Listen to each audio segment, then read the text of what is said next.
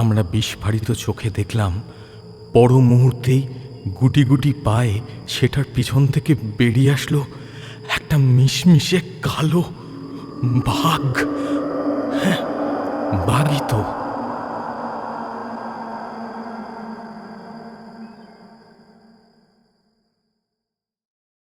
Roll sound, rolling.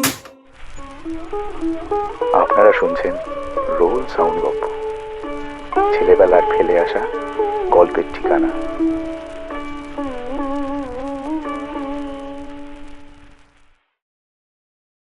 আপনারা যদি আমাদের পর্বগুলি স্পটিফাই, অ্যাপল মিউজিক বা অ্যামাজন প্রাইম মিউজিকে শুনে থাকেন, তাহলে অবশ্যই আমাদের পডকাস্টটিকে ফলো করে দিন আর আমাদের ইউটিউব চ্যানেলটিকেও সাবস্ক্রাইব করে দিন, কারণ প্রতিটি এপিসোড কিন্তু এক সপ্তাহ আগেই আপনারা ইউটিউবে পেয়ে যাবেন। রোল সাউন্ড গল্পের আরেকটি নতুন পর্বে আপনাদের সকলকে জানাই স্বাগত। আমাদের পুজো স্পেশাল মৌলিক পর্ব মহালয়ার সাফল্যের পর এবার আমরা নিয়ে এসেছি আরেকটি নতুন রোল সাউন্ড অরিজিনাল। 21শে মার্চ আন্তর্জাতিক বন দিবস উপলক্ষে আজ প্রকাশিত হচ্ছে এক শিহরণ জাগানো গল্প, যেখানে প্রকৃতি, অরণ্য আর মানুষের লোভের সংঘাত এক ভয়ঙ্কর পরিণতির দিকে এগিয়ে যায়। আজকের এই বিশেষ পর্বটি নির্মিত হয়েছে সম্মান রায়ের ভৌতিক ছোট গল্প জয়ন্তীর বিভীষিকা অবলম্বনে। অরণ্যের গভীরে লুকিয়ে থাকা এক অদ্ভুত আতঙ্ক, মানুষের অযাচিত আগ্রাসন আর প্রকৃতির নীরব প্রতিশোধ, এই গল্প যেন আমাদের সামনে তুলে ধরে এক গভীর রূপক। যখন মানুষ নিজের স্বার্থে ক্রমশ অরণ্যের সীমা লঙ্ঘন করে, তখন কি সত্যিই অরণ্য চুপ করে থাকে, নাকি প্রকৃতির বুকের ভেতর জমতে থাকে এক অদৃশ্য প্রতিক্রিয়া, যার ফল একদিন ভয়ঙ্কর হয়ে ফিরে আসে মানুষের কাছে? এই গল্প কেবল একটি ভৌতিক অভিজ্ঞতা নয়, এ এক সতর্ক বার্তা, এক প্রতিফলন, যেখানে মানুষের সভ্যতার মুখোমুখি দাঁড়িয়ে থাকে বন্য প্রকৃতির প্রাচীন শক্তি। আলো নিভিয়ে মন দিয়ে শুনুন, কারণ অরণ্যের অন্ধকারে কখন কি যে ঘটে যাবে তা কেউ জানে না। শুরু হচ্ছে রোল সাউন্ড অরিজিনাল জয়ন্তীর বিভীষিকা।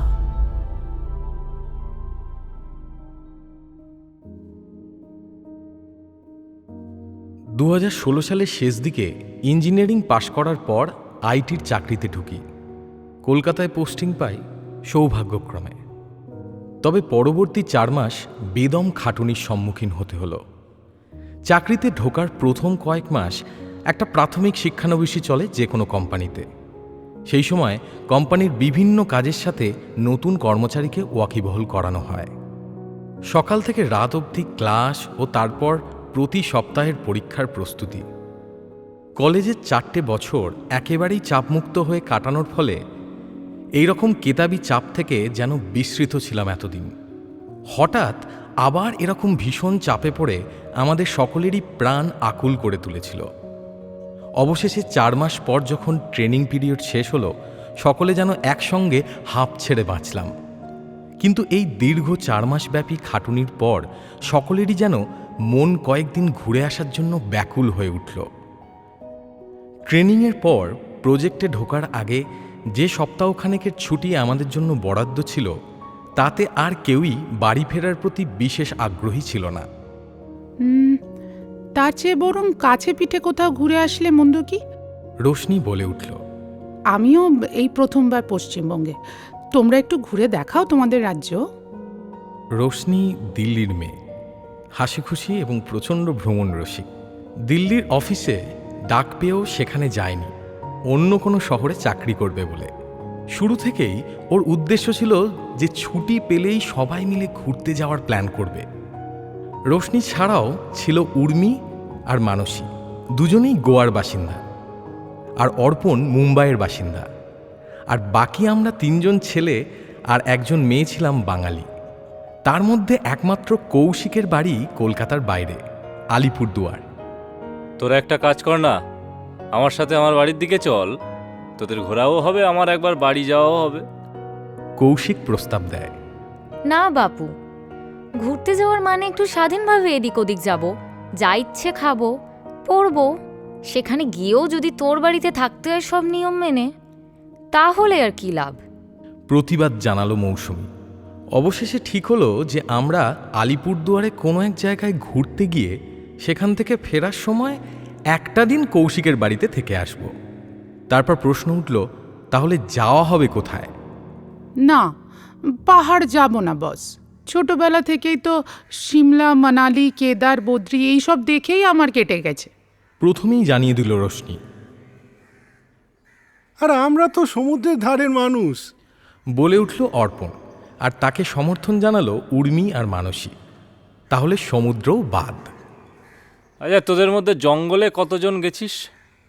কৌশিক প্রশ্ন করল। দেখা গেল খুবই কম লোক গেছে। আমার বাড়ি থেকে 80 কিলোমিটার দূরত্বের ডুয়ার্সের জঙ্গল, রাজাভাত খাওয়া, বক্সা ও জয়ন্তী, ওইখানেই যাওয়া হোক। হোক হোক হোক, ওটাই হোক। হোক না হোক হোক। সকলেই এক কথায় সম্মতি জানালো। নিউ আলিপুরদুয়ার স্টেশন থেকে জয়ন্তী প্রায় 30 কিলোমিটার। আমরা স্টেশন থেকে একটা গাড়ি ভাড়া করে রওনা হই দুপুর। হই হই করতে করতে আমরা চললাম দুধারে জঙ্গলের মাঝখানে কংক্রিটের বাঁধানো রাস্তার উপর দিয়ে।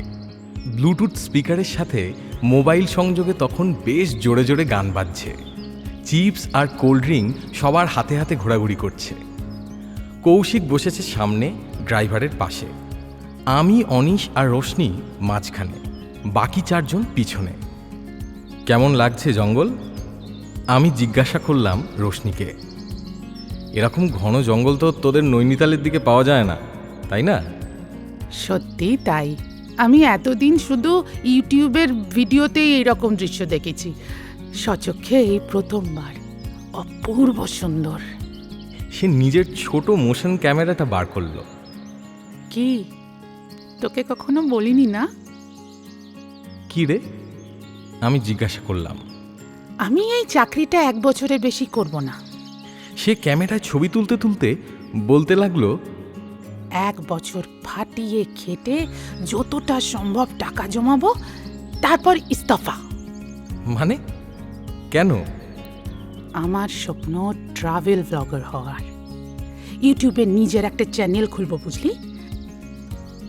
এতদিন তো বাবার পয়সায় ঘুরে ঘুরে অনেক ভিডিও তুলেছি, কিন্তু এবার তো নিজের খরচা নিজেকেই তুলতে হবে, তাই এই চাকরিটা করছি।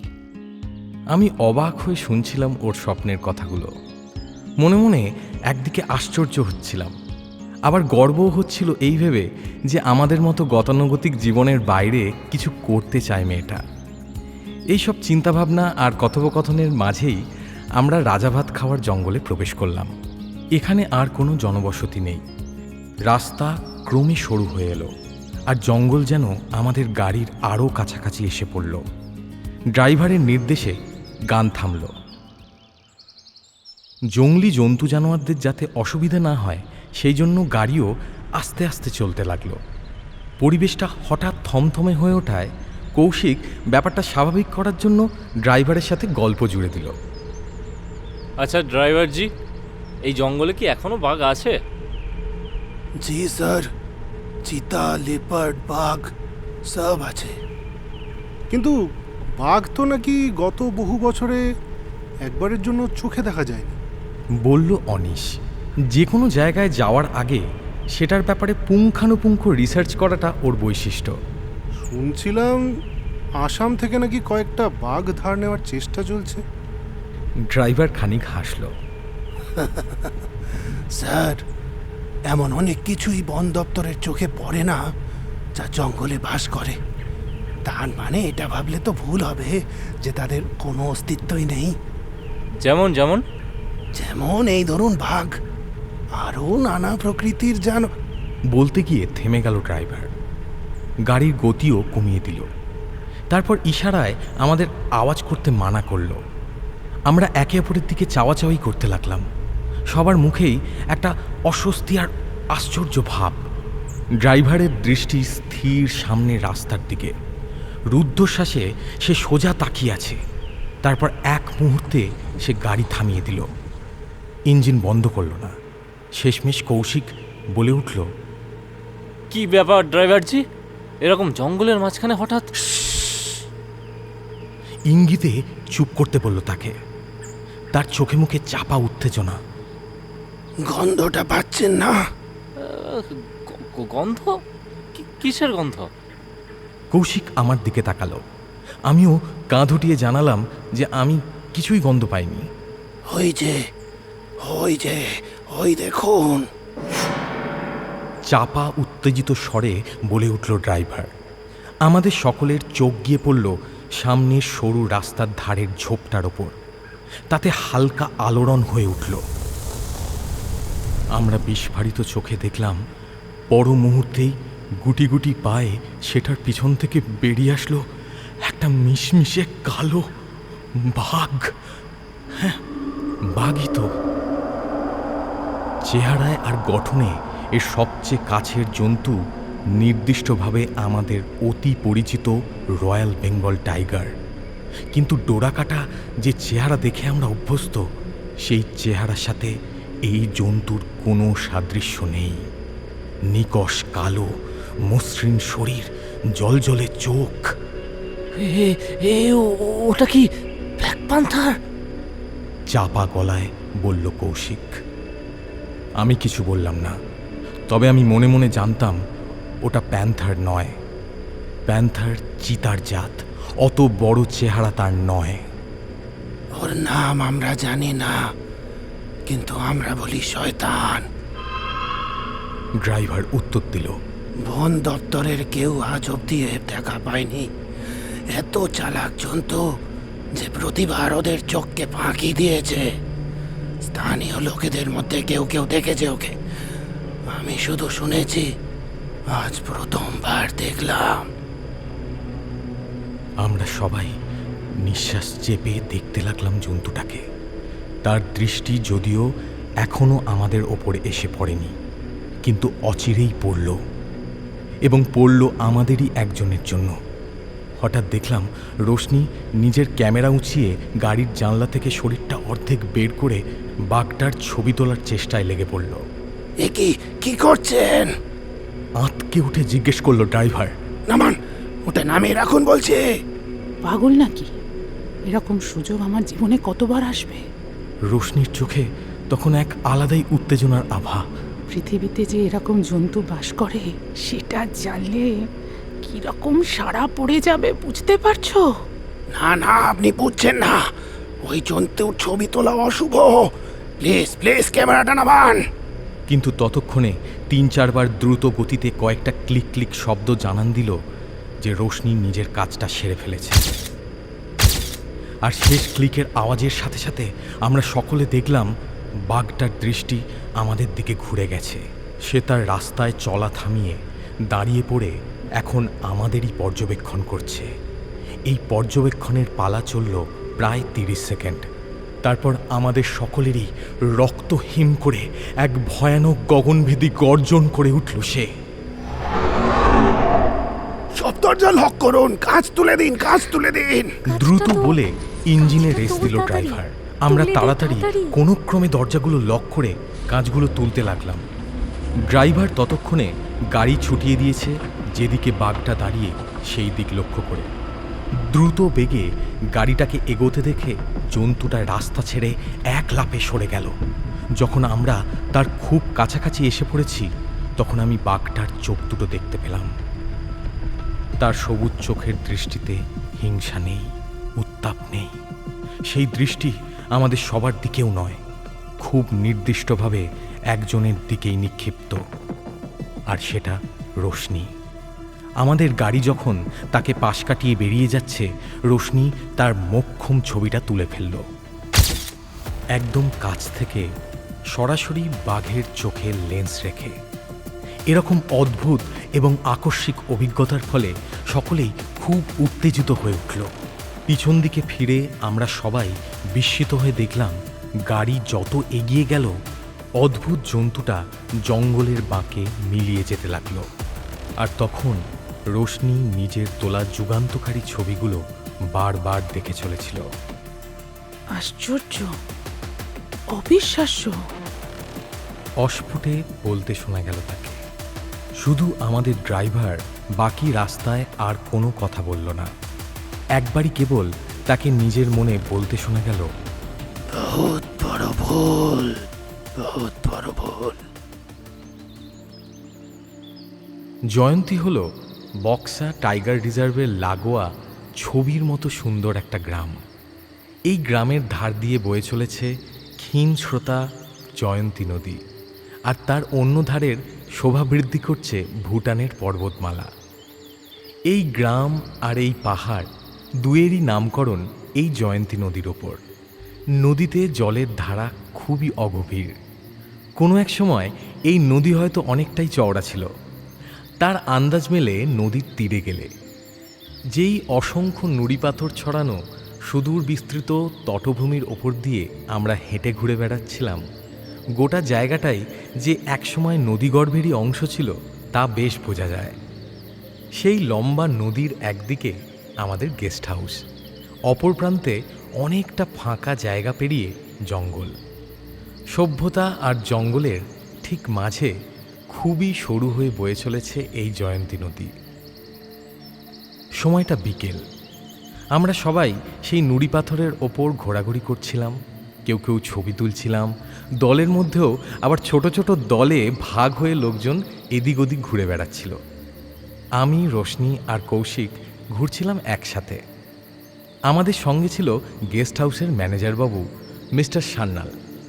লম্বা জার্নির পর সবাই বেশ ক্লান্ত ছিল। এসে নাওয়া খাওয়া সেরে আমরা এদিকটায় বেড়াতে চলে আসি। দুপুরের ব্যাঘ্র দর্শনের ঘটনাটা নিয়ে এসে পর থেকে কেউ আর কিছু উচ্চবাচ্চা করেনি, কিন্তু ব্যাপারটা আমার মনে একটা দাগ কেটেছিল অন্যরকম, বিশেষত ড্রাইভারের সেই অদ্ভুত আচরণ। এবেলা আমি কথাটা পেরেই ফেললাম। আচ্ছা মিস্টার সান্যাল, আপনি এই অঞ্চলে কতদিন আছেন? আমার তো নয় নয় করে তাও প্রায় 10 বছর হতে চলল। আগে ছিলাম শিলিগুড়ির এক চা বাগানে। তারপর সেখানে যা সব রাজনৈতিক ঝামেলা শুরু হলো, বাধ্য হয়ে এদিকে চলে আসি। তা প্রায় 2006-07 হবে। বাহ, আপনি তার মানে অনেক দিনই কাটিয়েছেন এখানে। এখানকার সব কিছুর ব্যাপারেই তাহলে আপনার ভালো জানা। হ্যাঁ, বলতে পারেন। আচ্ছা, এই জঙ্গলে বাঘ আছে? আগে বাঘ মানে বাঘের মতো, রয়্যাল বেঙ্গলের মতো চেহারা, কিন্তু কালো। মিস্টার সান্যাল চলতে চলতে হঠাৎ থেমে দাঁড়ালেন। কৌশিক আর রোশনিও আমার কথা শুনে ওনার দিকে তাকিয়ে রয়েছে। হঠাৎ এই প্রশ্ন, কি ব্যাপার বলুন তো? আমরা আসার সময়ের ঘটনাটা ওনাকে সংক্ষেপে বলি। শুনে ওনার কপালের ওপর গভীর খাঁজ দেখা যায়। আর ড্রাইভারের ওই রকম ভয় পেয়ে যাওয়ার কারণটা খুব অদ্ভুত লাগছে। কি একটা অশুভ না কি বলছিল? হ্যাঁ, আমার ছবি তোলার ব্যাপারটা নিয়ে বলছিল। রোশনি এতক্ষণ চুপচাপ ছিল, হঠাৎ বলে উঠল। তারপর জিজ্ঞাসু দৃষ্টিতে মিস্টার সান্যালের দিকে তাকিয়ে রইল। মিস্টার সান্যাল কয়েক মুহূর্ত চুপ করে রইলেন। তারপর একটা অদ্ভুত অপ্রস্তুত হাসি হেসে বললেন, এরা গ্রামের মানুষ, বিভিন্ন রকম কুসংস্কারে আচ্ছন্ন। আপনারা ওসবে বেশি আমল দেবেন না। আমাকে ছবিটা একবার দেখাবেন, আমি দেখলে বলতে পারবো হয়তো কোন জন্তু আপনারা দেখেছেন। ওনার প্রস্তাবটা খুব একটা আন্তরিক শোনালো না। তারপর একবার আকাশ, একবার নিজের ঘড়ির দিকে তাকিয়ে বললেন, আচ্ছা চলুন ফেরা যাক। সন্ধে নামবে মনে হয়। আপনাদের জন্য চা জল খাবারের ব্যবস্থা হয়েছে। আমাদের গেস্ট হাউসটা সত্যিই ভালো। পাশাপাশি 4টে ঘর, সামনে খোলা বারান্দা, তারপর উঠোন। উঠোনের একপাশে কর্মচারী ও ম্যানেজারের থাকার ঘর, আর আরেক দিকে খাওয়া দাওয়ার জন্য একটা আউটডোর ডাইনিং স্পেস। আমরা সেই স্পেসটাতেই বসে গরম গরম পকোড়া খাচ্ছিলাম। হালকা হালকা ঠান্ডা পড়েছে। সময় তখন প্রায় 8টা হবে। মানসী আর উর্মি বেজায় খুশি। ওদের প্রান্তের থেকে একদমই বিপরীত ভৌগোলিক প্রকৃতির একটা জায়গায় এসে কৌশিকের সাথে বসে ওরা ইতিমধ্যেই এখানকার দ্রষ্টব্য স্থানগুলোর একটা তালিকা বানিয়ে ফেলেছে। কাল ভোর থেকে নাকি শুরু হবে ভ্রমণ। অর্পণ আর অনিশ বসে কি একটা গান গুনগুন করে চলেছে, আর রোশনি কি একটা জিনিস নিয়ে সেই সন্ধে থেকে ওর মোবাইল ফোনটা ঘেঁটেই চলেছে। কারুর সাথে কথাও বলেনি প্রায় ঘণ্টাখানেক।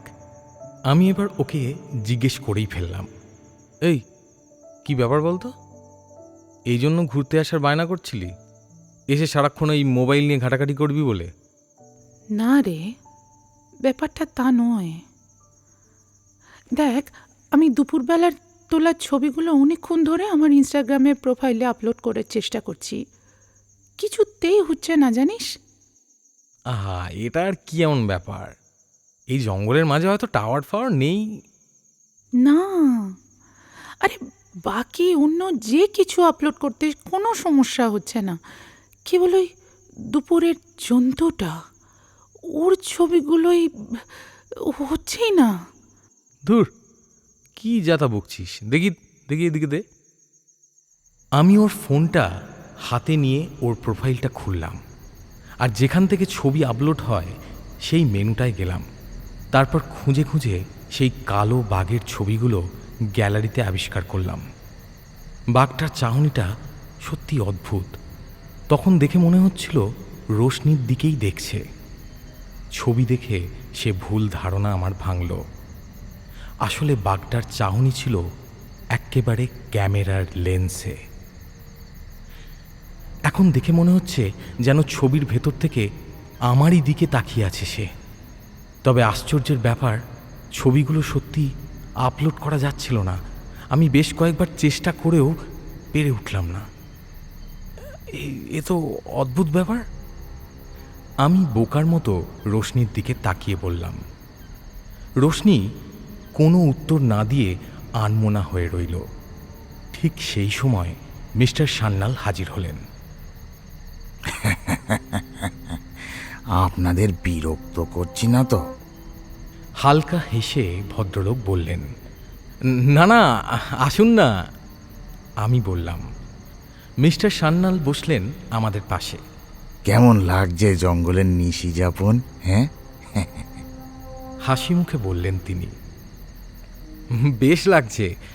এরকম নিস্তব্ধতা, প্রকৃতির নানান ছোটোখাটো আওয়াজ, এরকম শান্ত পরিবেশ, দিগন্ত বিস্তৃত জঙ্গল। শহুরে জীবনে কোথায় সৌভাগ্য হয় বলুন তো এরকম অনুভূতির? যাক, আপনাদের ভালো লাগছে শুনে নিশ্চিন্ত হলাম। তারপর একটু চাপা গলায় আমার কানের কাছে মুখ এনে বললেন, আসলে বিকেলে ওই জন্তুটার কথা বলেছিলেন, সেটার ব্যাপারে খুব কৌতূহল হচ্ছিল। একবার ছবিগুলো দেখা যায়? নিশ্চয়ই নিশ্চয়ই। আমার হাতেই ছিল রোশনির ফোনটা। আমি বের করে ছবিগুলো ওনাকে দেখালাম। দেখা মাত্র ওনার মুখে একটা আতঙ্ক মিশ্রিত চিন্তার ভাব প্রকট হলো। উনি ফোনটা আমার হাতে ফিরিয়ে দিয়ে বললেন, যা ভয় পেয়েছিলাম ঠিক তাই। আপনাদের একটা অনুরোধ করছি, দয়া করে এই ছবিগুলো কোথাও প্রকাশ করার চেষ্টা করবেন না। কেন? প্রায় ওনার মুখের কথা শেষ হওয়ার আগেই বলে উঠল রোশনি। আমি একটু নড়ে চড়ে বসে ভদ্রলোককে জিজ্ঞাসা করলাম, ব্যাপারটা কি বলুন তো মশাই? কিছু গোলমাল আছে? ব্যাপারটা খুব পরিষ্কার করে আমরাও যে বুঝি তা নয়, তবে একটা ধারণা আছে। ওই যে জন্তুটার ছবি আপনারা তুলেছেন, এখানকার লোকেদের বিশ্বাস ওটা কোনো জন্তুই নয়, আসলে একটা অপদেবতা, শয়তান।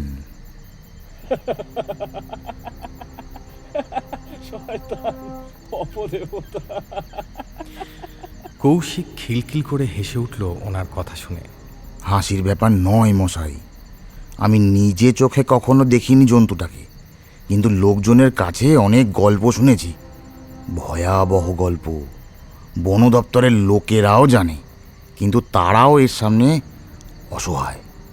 তাই তারা এর খবর বাইরে পৌঁছতেও দেয় না। ভয় পায় উপর মহল থেকে যদি তাগাদা দেয় ওটাকে ধরার। তা এই ভয়ের কারণ কি? জিজ্ঞেস করলো অনিশ। ও জন্তুর পিছু যারা নিয়েছে ওই জঙ্গলের ভেতর, তারা কেউ আজ অবধি ফেরেনি। আজ থেকে প্রায় 12-13 বছর আগে প্রথমবার দেখা যায় ওটাকে। বন বিভাগের 2টো জিপ ওটার সন্ধানে জঙ্গলে ঢোকে। 5 দিন হয়ে যায় ওরা ফেরে না। পরে উদ্ধারকারীরা জঙ্গলে ঢুকে জঙ্গল চষে ফেলে। না লোকগুলোকে পাওয়া যায়, না জিপটা। তারপর বার কয়েক কিছু শিকারী পোচার ওটার সন্ধানে ওই জঙ্গলে ঢুকেছে। তাদেরও আর হদিশ পাওয়া যায়নি। কয়েক বছর আগে এক সাহেবদের দল বেড়াতে আসে এই জঙ্গলে। স্থানীয় লোকদের কাছে এই জন্তুর বিবরণ শুনে তাদের মধ্যে একজন ঠিক করে এই প্রাণীটিকে জীববিজ্ঞানীদের মানচিত্রে নিয়ে আসবেন তিনি। শহর থেকে বেশ কিছু ছোট ক্যামেরা আনান তিনি। তারপর স্থানীয়দের বারণ অগ্রাহ্য করে বনের ভেতর বিভিন্ন গাছের গুঁড়িতে ও ডালে সেই ক্যামেরাগুলো বাঁধেন। সেই ক্যামেরার কাছাকাছি 2-3টে জায়গায় ফাঁদ পাতেন জন্তুটিকে বন্দি করার জন্য।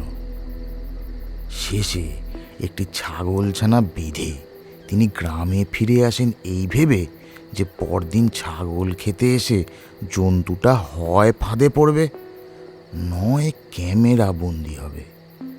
পরদিন গিয়ে তিনি দেখেন ছাগলটা যেই জায়গায় বাঁধা হয়েছিল সেখানে আর নেই, কিন্তু বাঘের আগমনের কোনো চিহ্ন ক্যামেরা বন্দি হয়নি। সবাই খুব আশ্চর্য হয়। আরও একদিনের জন্য আরেকটি ছাগল বেঁধে রেখে চলে আসেন তিনি, কিন্তু পরদিন ফেরত গিয়েও একই দৃশ্য। এবার ধৈর্য হারিয়ে সাহেব ঠিক করেন সেই রাতে ছাগলের সাথে তিনি নিজেও সেই জঙ্গলে অপেক্ষা করবেন সেই জন্তুর জন্য। যেমন ভাবনা তেমনি কাজ। স্থানীয়দের বারণে আমল না দিয়ে সাহেব সারা রাতের জন্য জঙ্গলে গেলেন। পরদিন তার সহযোগীরা তার খোঁজ নিতে গিয়ে দেখতে পায় ছাগলটা যেমন বাধা দেখে গেছিল তেমনই আছে। ক্যামেরাগুলো ভাঙাচোরা অবস্থায় মাটির ওপর পড়ে আছে, আর জঙ্গলের এক ঝোপের মধ্যে পড়ে আছে সাহেবের আঁত খাওয়া দেহ। আমরা যারা মন দিয়ে সেই গল্পটা শুনছিলাম, শেষ কথাটা শুনে সবাই শিউরে উঠলাম। ম্যানেজারবাবু একটুক্ষণ চুপ করে রইলেন, তারপর বললেন, সেই ঘটনার পর থেকে আর কেউ সে জন্তুর পিছু করে না। স্থানীয় লোকেরা মাঝে মাঝে ওকে দেখতে পায়, কিন্তু এড়িয়ে চলে। একটা সামাজিক বোঝাপড়ার মধ্যে দিয়ে উভয়ই এই জঙ্গলকে ঘিরে নিজের জীবন চালিয়ে যাচ্ছে। কিন্তু একটা জিনিস সবাই বুঝতে পেরেছে, এই অদ্ভুত জন্তু নিজের অস্তিত্বের কথা এই জঙ্গলের বাইরে বেরোতে দিতে চায় না। গল্পটা শেষ হওয়ার পর অনেকক্ষণ কেউ কোনো কথা বলল না। পরিবেশটা পুরো থমথমে হয়ে উঠেছিল। অবশেষে ম্যানেজারবাবুই বললেন, যাগ্গে, আমি উঠি। আপনারা আস্তে আস্তে খেয়ে শুয়ে পড়ুন। কাল সকালে তো আবার সাইট সিইংয়ের ব্যাপার ট্যাপার আছে নাকি। তারপর রোশনির দিকে তাকিয়ে শেষ কথাটি বলে গেলেন, ওই ওই ওই ছবিগুলো উড়িয়ে দেবেন প্লিজ, আপনার ভালোর জন্যই বলছি। গল্পটা আমাদের সবাইকেই যে ব্যাপকভাবে প্রভাবিত করেছিল তাতে কোনো সন্দেহ নেই। খাওয়ার টেবিলে কেউই বিশেষ কথা বলল না। খাবার শেষ করে যে যার ঘরে চলে গেল। আমি আর কৌশিক এক ঘরে ছিলাম। আমরা এসে যে যার মতো শুয়ে পড়লাম। কৌশিক তাড়াতাড়ি ঘুমিয়ে পড়ল। আমার কিছুতেই ঘুম আসছিল না। বারবার ম্যানেজারের কথাগুলো মাথার মধ্যে ঘুরপাক খাচ্ছিল। আমরা তাহলে কি আজ সত্যি অলৌকিক কিছু দেখলাম? কিন্তু ছোটবেলা থেকে আমি তো এই সকল জিনিসে বিশ্বাসই করি না, করার মতো কোনো কারণও পাইনি। বিজ্ঞানের ছাত্র আমি, এইসব আজগুবি জিনিস কোনো দিনই সিরিয়াসলি নিইনি। কিন্তু ছবিগুলো আপলোড হচ্ছিল না কেন? এও তো এক রহস্য বটে। বাকি সব ছবি আপলোড হচ্ছে, শুধু ওই জন্তুর ছবিটাই হচ্ছে না। এ আবার কি? এইসব আকাশ পাতাল ভাবতে ভাবতে যখন একটু তন্দ্রা ভাব এসেছে, হঠাৎ দেওয়ালের দিকে তাকিয়ে আমার হৃদকম্পন প্রায় বন্ধ হয়ে আসার জোগাড় হলো। দেওয়ালে ওটা কিসের ছায়া? আকার আকৃতি দেখে তো বেড়ালের মতোই লাগছে, কিন্তু বেড়াল কি এত বড় হয়? আমার পাশের যে দেওয়াল, তার লাগোয়া জানলার ঠিক ওপারেই আছে জন্তুটা। জানলার ওপারে বারান্দা, সেই বারান্দার মেঝেতে রাখা এমার্জেন্সি আলোর সামনে জন্তুটা এসে দাঁড়ানোর ফলেই কি ওরকম একটা ছায়া সৃষ্টি হয়েছে? একবার মাথা তুলে জানলা দিয়ে ওপারে দেখলেই জন্তুটাকে দেখা যাবে, কিন্তু এক অজানা ভয় এখনো অবধি আমাকে মাথা তুলে দেখতে দেয়নি। কয়েক সেকেন্ড চুপচাপ বসে রইলাম কি হয় দেখার জন্য। কিছুই হলো না। ছায়াটা একই জায়গায় স্থির হয়ে বসে, শুধু নিঃশ্বাস প্রশ্বাসের জন্য যেটুকু কম্পন হয় শরীরে সেইটুকু হচ্ছে না। এভাবে কতক্ষণ? এই কৌতূহলের উত্তর না পেলে তো রাতের ঘুমটাই মাটি হবে। যাই হয়ে যাক, ওপারের জন্তুটাকে এক ঝলক দেখতেই হবে। মনে কোনো রকমের অল্প একটু বল নিয়ে আমি আস্তে আস্তে মাথাটা তুলে জানলার দিকে উঠতে লাগলাম। গড়াদের ওপর আলতো করে ভর দিয়ে আমি জানলার নিচের দিকে তাকাতে যাব, হঠাৎ হালুম! জানলার গড়াদের ওপারে আমার সামনে দুহাত তুলে আচমকা উঠে দাঁড়ায় একটা নারী মূর্তি। উমাগো! আঁতকে উঠে আমি প্রায় ছিটকে সরে যাই জানলার দিক থেকে। উল্টো দিকে তখন দেখি রোশনি দাঁত চেপে নিঃশব্দে হেসে প্রায় লুটোপুটি খাচ্ছে। 2 সেকেন্ড লাগলো আমার পুরো ব্যাপারটা মাথায় বসাতে। তাহলে সেই বেড়াল আকৃতির জন্তুটা কেন? আমার হাত দিয়ে করা ছায়াবাজির কেরামতি দেখেছিলি ট্রেনিংয়ের সময়? এই তুই ভুলে গেলি? আরে সেবার অফিসের অনুষ্ঠানে কত কিছু করে দেখালাম যে। হাসতে হাসতে ফিসফিস করে বলল রোশনি। বিড়াল, বাঘ, বাদুর, পাখি, আরে কি কি দেখতে চাস বল না, আমি এক্ষুনি করে দেখিয়ে দিচ্ছি। এই দেখ। ইডিয়েট! দাঁতে দাঁত চেপে রেগে রোশনির উদ্দেশ্যে বললাম আমি। এত রাতে আমাকে এরকম আহম্মকের মতো ভয় দেখাতে তুই বাইরে বেরোলি? ব্যাপারটা কতটা ডেঞ্জারাস জানিস? যা এক্ষুনি ঘরে যা। যাচ্ছি, শুধু তোকে ভয় দেখাতে আসিনি আমি, একটা জিনিস নিতে এসেছি। কি? তোর একটা এক্সট্রা টর্চ আছে না, ওই হাই পাওয়ারের টর্চটা, একটু দে না রে। এখন আবার ওটা নিয়ে তুই কি করবি? আরে দে না, আমাদের বাথরুমটার আলো জ্বলছে না, রাতে যেতে হলে ওটা আমার কাজে লাগবে। দে না রে। আচ্ছা দাঁড়া। খাটের তলাতেই আমার ব্যাগটা ছিল। চেন খুলে হাত ঢুকিয়ে ভেতর থেকে টর্চটা বের করে এনে রোশনিকে দিলাম। ভারী 5 ব্যাটারির 40 বছর বয়সী একটা মেটালের টর্চ, আমার দাদুর আমলের। আমার খুবই প্রিয় ছোটবেলা থেকেই। শহরের বাইরে কোথাও গেলে কখনোই ফেলে যায় না। এতে বাথরুম কেন, একটা গোটা মাঠ আলো হয়ে যাবে যদি ফুল পাওয়ারে জ্বালা হয়। এনে সাবধানে রাখিস, হ্যাঁ? পৈতৃক সম্পত্তি কিন্তু। সকালে একদম অক্ষত অবস্থায় ফেরত দিচ্ছি বস। নে ঘুমো এবার। Good night. এই বলে রোশনি দ্রুত আমার জানলার সামনে থেকে বারান্দা দিয়ে হেঁটে ওদের ঘরের দিকে চলে গেল। আমি আবার শুয়ে পড়লাম ঘুমোবার উদ্যোগ নিয়ে। মনটা কেন জানি খচখচ করছিল। ছোট একটা বাথরুমে যাওয়ার জন্য অত বড় একটা টর্চ কেন লাগবে রোশনির? মোবাইলের টর্চই তো আছে। অদ্ভুত ব্যাপার। তাছাড়া রোশনিকে দেখে মনে তো হচ্ছিল না যে রাতে শুতে যাওয়ার জামা কাপড় পরে এসেছিল সে। সন্ধেবেলার বাইরের পরে থাকা কাপড়গুলোই দেখলাম না। মেয়েটা যে কখন কি করে কোনো কিছু স্পষ্ট বোঝা যায় না। এইসব ভাবতে ভাবতে বেশ গাঢ় একটা ঘুম নেমে এলো আমার চোখে। সেই ঘুমের আচ্ছন্নতায় দু চোখের পাতা এক হয়ে যাওয়ার ঠিক আগের মুহূর্তে কানে যেন দূর থেকে ভেসে এলো একটা লোহার গেট ঠেলে সরানোর আওয়াজ। আমার এই অভিজ্ঞতা গল্প আকারে যখন লিখতে বসেছিলাম তখন জানতাম না এর স্থান হবে কোনো ভূতের গল্পের সংকলনে। অনেকের কাছে এই গল্প মুখরোচক, উপভোগ্য, কিন্তু আমার কাছে এ তো আমার যাপন করা জীবনেরই অংশ।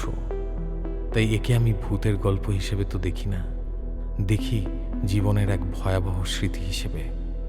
সে যাই হোক, ভূতের গল্প হিসেবে যখন ছাপা হচ্ছে, ক্লাইম্যাক্সে একটা ভৌতিক ঘটনার উল্লেখ তো অন্তত থাকবে। তো গল্পের সেই উপাদানটি দিয়েই গল্পটা শেষ করা যাক। শেষটা আসলেই খুব মর্মান্তিক হয়েছিল আমার জন্য, কারণ আমি একমাত্র ব্যক্তি যে শেষবারের মতো রোশনিকে দেখেছিলাম। পরদিন সকালে উঠে আমরা আবিষ্কার করি যে রোশনি রাতের বেলায় নিজের ক্যামেরা নিয়ে ঘর থেকে সেই যে বেরিয়েছিল আর ফেরেনি। আমার কাছ থেকে টর্চ নেওয়ার পরও সে ফেরত যায়নি ঘরে।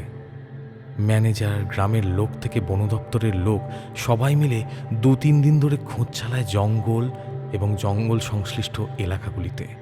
আমরা নিজেরা বন দপ্তরের গাড়িতে করে খুঁজতে যাই রোশনিকে গভীর জঙ্গলের ভেতরে, কিন্তু কোথাও পাওয়া যায়নি তার কোনো চিহ্ন। আমার টর্চটা অক্ষত অবস্থাতেই পাওয়া গিয়েছিল জঙ্গলের ভেতর কিছু দূর গিয়ে, এবং আমরা জানতাম যে ওখানে গেলেই জিনিসটা দেখতে পাবো। শুধু আমরা নয়, রোশনির ইনস্টাগ্রাম প্রোফাইলের প্রায় সকলেই জেনে গিয়েছিল ওখানেই পাওয়া যাবে টর্চটা। সেই দিন রাত 2:15 নাগাদ রোশনির ইনস্টাগ্রাম প্রোফাইল থেকে যে লাইভ ভিডিওটা হয়েছিল সেটা সকলেই দেখেছিল। আপনারা এখনও চাইলে ওর প্রোফাইলে গেলে 10 বছর আগে রেকর্ড করা এই ভিডিওটি দেখতে পাবেন শেষ আপলোড করা পোস্ট হিসেবে। 15 মিনিটের সেই লাইভের বিবরণ কিছুটা এই রকম। গভীর জঙ্গলের পথ দিয়ে কেউ একজন এগিয়ে চলেছে, তার হাতে একটা টর্চ ধরা, ক্যামেরা ঘোরানো জঙ্গলের দিকে মুখ করে, তাই ক্যামেরাধারীকে আমরা দেখতে পাই না। গলা শুনে বোঝা যায় সেই ব্যক্তিটি রোশনি। হ্যালো বন্ধুরা, তোমরা অনেকেই জানো ওয়াইল্ড লাইফ ব্লগিং চ্যানেল খোলার আমার কত দিনের শখ। মনে হচ্ছে আজ সেই শখ পূরণ হয়ে যাবে। আমি এখন আছি উত্তরবঙ্গের জয়ন্তী জঙ্গলের ভেতর। রাত এখন 2:15। আমাদের লজ থেকে মাত্র 200 মিটারের মধ্যে এই জঙ্গল, কিন্তু এই জঙ্গলেই আজ বিকেলে এমন এক প্রাণীর দেখা আমরা পেয়েছি যার বিবরণ দেওয়ার মতো কোনো উদাহরণ আমার কাছে নেই, কোনো উদাহরণ নয়। ব্যাঘ্র প্রজাতিরই একটি প্রাণী, কিন্তু আমরা এখনো অবধি বাঘের যতগুলো প্রকারভেদ দেখেছি এটি তার কোনোটির মধ্যেই পড়ে না। যতক্ষণ না নিজের চোখে একে কেউ দেখবে ততক্ষণ তোমরা কেউ বিশ্বাস করতে পারবে না। তাই এই লাইভ করা আমার এখন দরকার। আমার দৃঢ় বিশ্বাস আজ সেই জীব আমাদেরকে দেখা দেবেই, কারণ তার জন্য আমি আমাদের লজের রান্নাঘর থেকে চুরি করে নিয়ে এসেছি টাটকা খাসির মাংস। আর যেই মুহূর্তে সেই মাংসের গন্ধে সে এসে পৌঁছবে আমাদের কাছাকাছি, আপনারা সবাই দেখতে পাবেন প্রকৃতির সেই আশ্চর্য সৃষ্টিকে। আপাতত সামনের নিম গাছটায় উঠে আমি আশ্রয় নেব আর আমার হাতের ক্যামেরাটা রেডি রাখব। হঠাৎ কাছাকাছির মধ্যে একটা ঝোপে কিছু একটা নড়ে চড়ে ওঠার আওয়াজ হয়। ক্যামেরাটা হালকা কেঁপে যায় আর টর্চটা রোশনির হাত থেকে মাটিতে পড়ে যায়। অন্ধকারে কিছু দেখা যায় না, কিন্তু রোশনির গলায় একটা আর্ত চিৎকার বেরিয়ে সে রেকর্ড হয়ে যায় লাইভ ভিডিওটায়।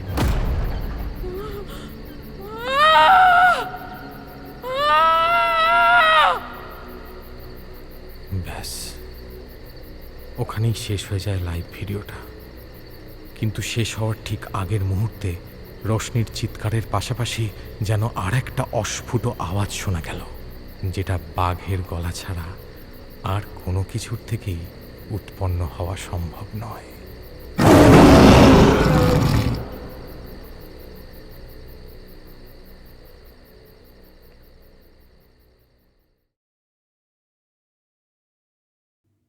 শেষ হলো আজকের পর্ব জয়ন্তীর বিভীষিকা।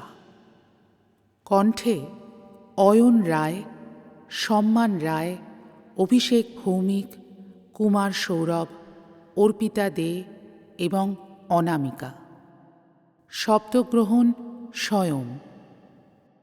শব্দ পরিকল্পনা নভনীল ভট্টাচার্য।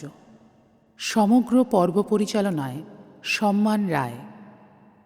শুনতে থাকুন রোল সাউন্ড গপ্প, কারণ আমরা কিন্তু ভবিষ্যতেও নিয়ে আসব এইরকমই আনকোরা নতুন ভয়ের গল্প।